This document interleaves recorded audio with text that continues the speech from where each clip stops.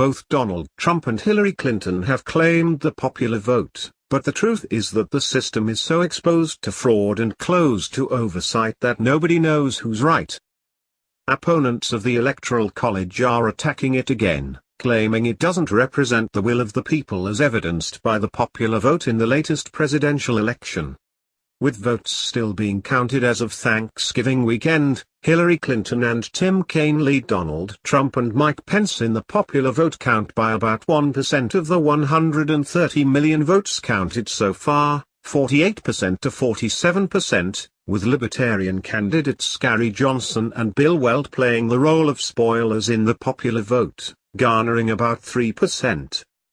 Hillary's lead in the popular vote is expected to increase to about 2 percentage points, as most of the still uncounted votes are in Democrat stronghold states such as New York and California. Some point to the Libertarian ticket, which got considerably better media coverage in this campaign amidst the anti-Trump bias in the mainstream news media, as the fly in the electoral ointment. But the Libertarian ticket was comprised of two former Republican governors who could have been expected to siphon more votes from Trump than Hillary. On the other hand, it could be argued that the ticket's position on certain issues such as abortion may have attracted more votes that otherwise would have gone to Clinton. Regardless, it is clear that no one got a majority of the popular vote according to the official totals. But there are reasons to question the popular vote totals, and Hillary's victory therein. First, burning questions exist regarding how accurate and honest the vote counts are. And these questions come from a wide range of the political spectrum. It's no longer just Alex Jones, True the Vote, Bev Harris, and the New American publishing articles pointing out dangers in our elections. Undercover reporters from Project Veritas have filmed political insiders admitting what appears to be widespread voter fraud, with voters being bussed to different polling sites and backup plans to transport them via carpools in case stealth becomes necessary. Even leftists are questioning the outcome, though from a pro-Hillary point of view. CNN, in an online article updated November 22, reported that computer scientists have examined the vote totals and found a questionable trend of Clinton performing worse in counties that relied on paperless electronic voting machines compared to paper ballots and optical scanners. It is not known if the differences are caused by the voting technologies or from demographic differences. Project Veritas films a Democratic operative. As to the claims that the vote was skewed in Hillary's direction, as previously reported by the New American Online on October 21, 2016, an undercover reporter from Project Veritas used a hidden camera while interviewing a major Democratic Party operative, Scott Fovel, who boasted, "We've been rigging elections for 50 years. It's a very easy thing for Republicans to say, well, they're bussing people in. Well, you know what? We've been bussing people in to deal with you effing a-holes for 50 years and we're not going to stop now." The Project Veritas cameras also captured some of the strategies used to avoid getting caught and getting prosecuted when employing repeater voters to commit vote fraud. Are they going to charge each individual of voter fraud? Or are they going to go after the facilitator for conspiracy which they can prove? It's one thing if all these people drive up in their personal cars. If there's a bus involved, that changes the dynamic. It's the legality, because you can prove conspiracy if there's a bus. If there are cars, it's much harder to prove. Another tactic used to keep from getting caught is by having vital tasks accomplished by several organizations that secretly work together while supposedly not coordinating with each other. As Fovel put it, we talk about lots of things we don't talk about. Fovel's claims are consistent with recent findings of volunteer organizations such as True the Vote, TTV. Its nationwide network of volunteers has uncovered large numbers of phantom voter registrations across the country. The New American has attended True the Vote's national summits and interviewed TTV volunteers, who have explained in detail how obstacles are put in their way when they attempt to become election observers or attempt to learn how many votes have been cast using phantom voter registrations. While political campaigns build images of mobilizing support via positive encouragement of voters, Fauvel's further remarks gave insight into a more negative aspect of mobilizing people in political campaigns. We have to do a better job of making our people do what they're supposed to do. Not asking them. Making them. Not expecting them and taking them for granted, but beating the ST out of them and then making them do it. Project Veritas films a New York City Elections Commissioner.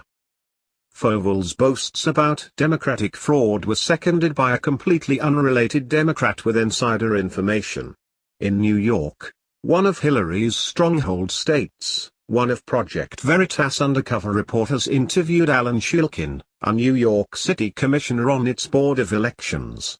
Shilkin told the reporter, "I think there is a lot of voter fraud. Right.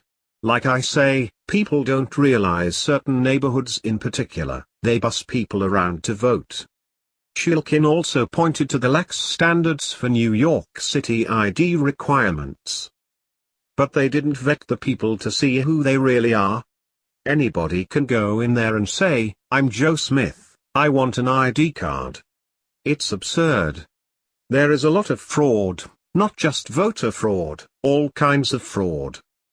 When even people inside the system admit to the lack of credibility in New York's vote totals, that's hardly a strong endorsement for using popular vote totals as justification for ending the Electoral College.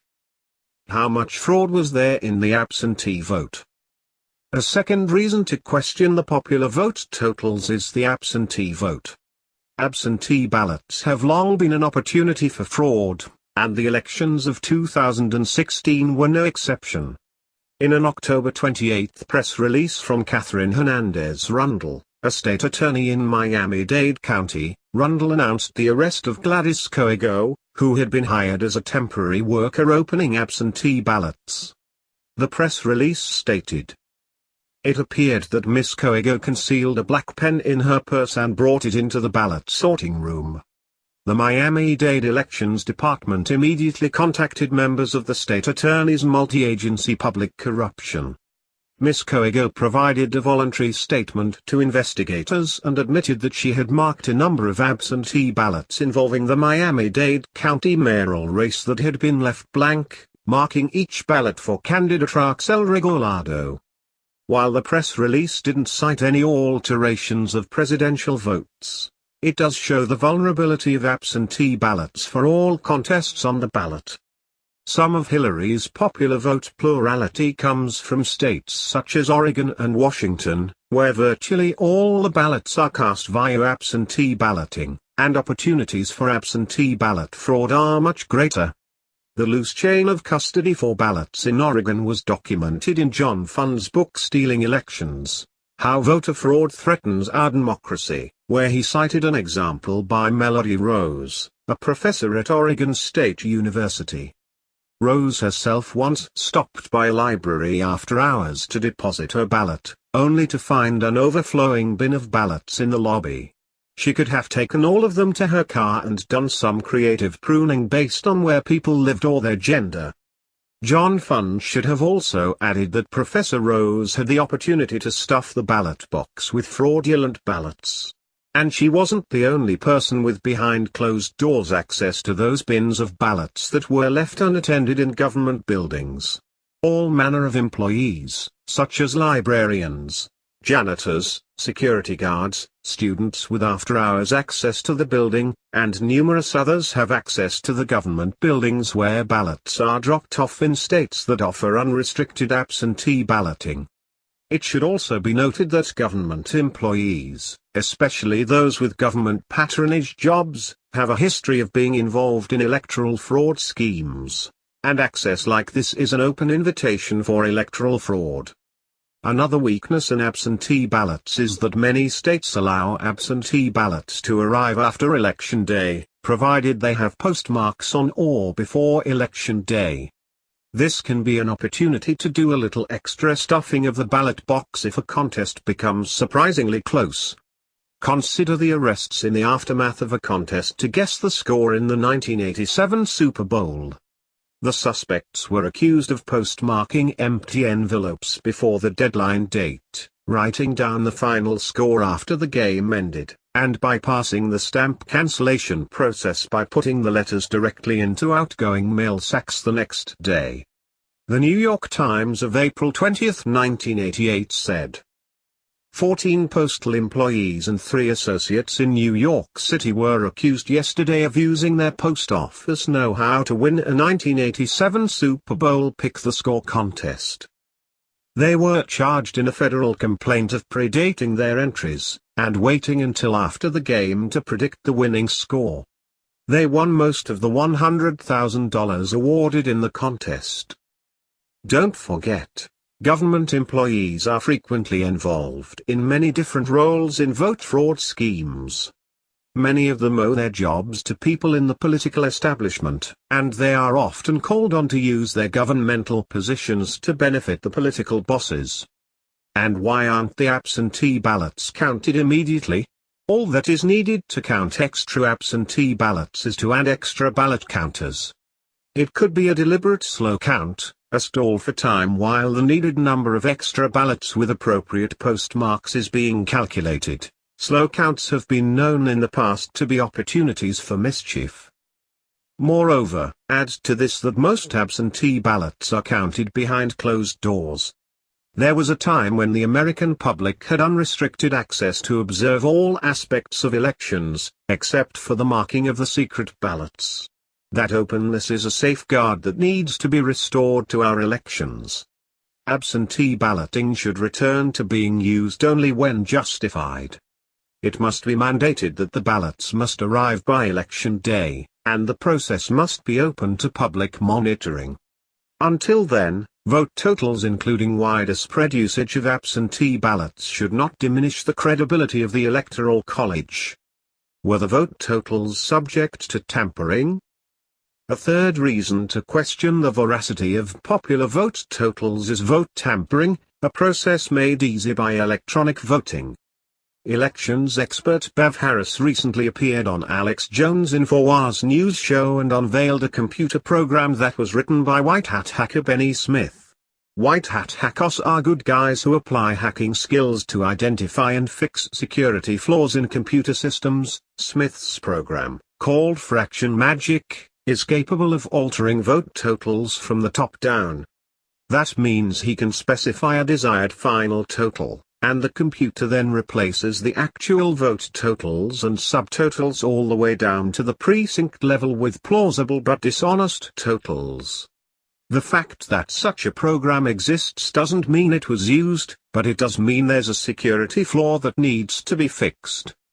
The New American and many others have advocated for years that electronic voting equipment should have a voter-verified paper trail that can be used by the voter to ensure the computer has done as instructed by the voter and can also be used for manual recounts. That is an important first step. But that is not the only paper trail needed. The vote totals at the precinct level need to be printed and posted publicly at the precinct voting site as well as posted online immediately for the public to know. Additionally, the public needs to be allowed to witness and photograph the vote count as a public event. But there is a disturbing trend in American elections to make precinct vote totals secret and use secure means of transmission to keep these totals secret until after they have been collected by a centralized authority. Secrecy tactics such as this have been used by dictators in their dishonest elections. Another dirty deed, very closely related to behind closed-door vote counts, is keeping precinct vote totals secret from the public while forwarding them to the Central Election Administration. This gives the powers at the top the final opportunity to review the vote totals and adjust them as necessary to achieve the desired outcomes. At the Iowa Republican caucuses early this year, the votes were counted in front of the caucus attendees, but the county chairman recorded those totals on a piece of paper, which he put in a manila envelope, and would not let the news media see what he recorded. The vote totals were securely transmitted to a central location using modern encryption technology. The liberal news media that reported on this generally put a positive spin on it by focusing on the impressiveness of the technology, failing to ask what good was being accomplished by concealing public information from the public. Were the vote totals and subtotals in the 2016 general elections altered by such a program as fraction magic? Probably not, at least not extensively. Many local voting officials printed their precincts' totals, and those paper copies, where saved, could be used for an audit. Another reason is because Donald Trump raised the issue of whether or not the vote was being rigged, something Republican candidates generally do not do. This, coupled with news reporting in the alternative news media, raised the public awareness. That may have served as a deterrent in case there were such plans. Let's reopen the doors and allow the public to monitor this electoral process. Repeater voting has a history in election frauds. A fourth reason not to trust the popular vote total is repeater voting. Repeater voting, in which people make multiple appearances at numerous election locations, and sometimes multiple visits to the same location during an election, is commonplace. It's no wonder why certain segments of the political landscape are in love with early voting, are opposed to allowing cameras to be used even outside of voting locations, and are opposed to voter ID laws. How many fraudulent votes can a repeater cast in an election, especially now that early voting has extended the number of days to vote? There have been investigations of fraudulent elections in the past. In 1869, the U.S. Congress investigated frauds in New York in the previous year's presidential election. The report of the Select Committee on Alleged New York Election Frauds stated, "These frauds were the result of a systematic plan of gigantic proportions, stealthily prearranged and boldly executed, not merely by bands of degraded desperadoes, but with the direct sanction, approval, or aid of many prominent officials and citizens of New York. They were aided by an immense, corrupt, and corrupting official patronage and power, which not only encouraged, but shielded and protected, the guilty principals and their aiders and abettors." The report went on to say, "Many hundreds of persons voted in New York City from 2 to 40 times or more, each under assumed or fictitious names, fraudulently registered for the purpose." If a repeater could use fraudulent voter registrations to vote as often as 40 times in an election in 1868, he could fraudulently vote at least that many times today. The techniques of stealth in repeater voting in the 1800s were documented in James B. Glentworth's book A Statement of the Frauds on the Elective Franchise in the City of New York in the fall of the year 1838 and spring of 1839. To most of the men a slip of paper was given, with the name and residence they were to assume written upon it. Frequently alterations were made among the men during the election, by exchanging hats and coats among themselves. These men boasted of having voted in several of the different wards, and in some instances multiple times in the same ward. Forbidding public access and photography makes the repeater's job less risky. For example, if someone gets multiple photographs of a repeater in the act of voting in a state such as Texas where it's illegal to use a camera at the polls or within 100 feet of the outside door, the photographic evidence, having been obtained illegally, can't be used in court to prosecute the repeater. We need to reinstate elections as public events, in public places, with the public allowed access to witness to assure the elections are being run accurately and honestly. How effective are voter ID laws? A fifth reason to question popular vote totals is the lack of ubiquitous and strict voter ID laws. Some people say state laws requiring voter ID are useless. After all, with today's technology it's easy to put a repeater's photo on multiple fake IDs. But as in the difference between transporting repeaters to the polls in buses versus cars, it's more discreet to camouflage repeater voting by suppressing voter ID laws than by equipping repeaters with fake IDs. Sooner or later a large stash of fake IDs with the same person's photo on multiple IDs would be discovered. Can you imagine what would happen if a car with multiple occupants got into a fatal crash and the accident investigators found each person in the car in possession of perhaps 20 or 50 fake photo IDs, and it was subsequently learned they were traveling from one polling location to another? The consequences could be as severe as when a courier for the Illuminati was found dead, and the authorities discovered messages on his body. That led to an investigation of the Illuminati. Voter ID laws at the state level are constitutional, and they serve as a deterrent to repeat voting. They should be strengthened to include an indication of citizenship. Until that happens, how can the popular vote totals from states with lax voter ID requirements be considered more credible than the Electoral College? Currently, Donald Trump and many in the alternative news media are claiming that millions of votes were illegally cast by non-citizens and that repeat voting took place. Many establishment news sources, such as the front page of the New York Times for November 28, have described this as a baseless claim. This controversy could be resolved by having Trump pick a few precincts where he thinks this has happened and use the list of persons who voted to see if they really exist, if they are eligible to vote, and whether or not they voted. This type of verification was done in the infamous ballot box 13 scandal in the Senate primary runoff of 1948 in Texas, where 200 votes were added after Lyndon Johnson gave orders to find the votes.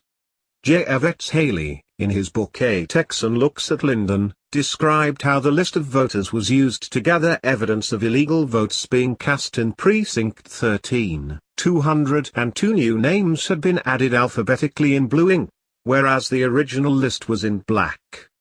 Haley went on to describe what happened when attempting to vet these voters.